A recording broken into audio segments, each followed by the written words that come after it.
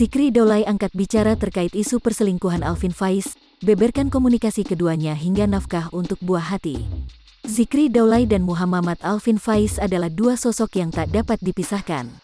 Hal ini lantaran mereka sempat menjalin persahabatan yang cukup dekat. Hingga akhirnya kini Alvin menikahi mantan istri Zikri, Heni Rahman. Zikri Daulay mau tidak mau menjadi buruan media serta warganet setelah isu perselingkuhan Alvin Faiz mencuat akhir-akhir ini.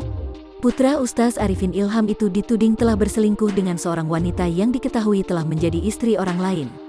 Gosip ini mencuat usai beredar chat yang diduga perbincangan Alvin Faiz yang dilabrak suami orang. Lebih lanjut, Alvin juga diduga telah tidur bersama wanita lain di sebuah hotel. Pasalnya, belum lama ini beredar pesan suara antara wanita dan pria diduga Alvin yang tengah memperbincangkan perselingkuhan mereka. Sang wanita menanyakan seperti apa reaksi ibu Alvin saat mengetahui putra kesayangannya berselingkuh. Zikri selaku sahabat Alvin dan juga mantan suami Heni Rahman memberikan komentarnya.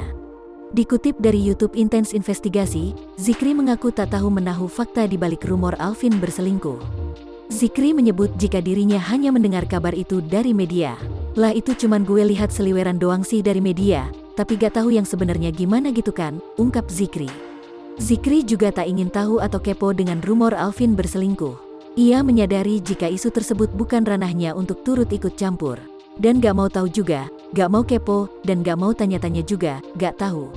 Karena bukan ranah aku sih, tambahnya. Di kesempatan yang sama Zikri mengaku jika komunikasinya dengan Alvin baik-baik saja. Komunikasi baik, ya memang ketemu hari itu karena dari main sama anak, siangnya main sama anak, malamnya ke situ, ke pengajian, jelas Zikri. Pria yang santer dijodohkan dengan Larissa Chow ini juga mengaku sudah ikhlas jika Alvin berada di kehidupan buah hatinya.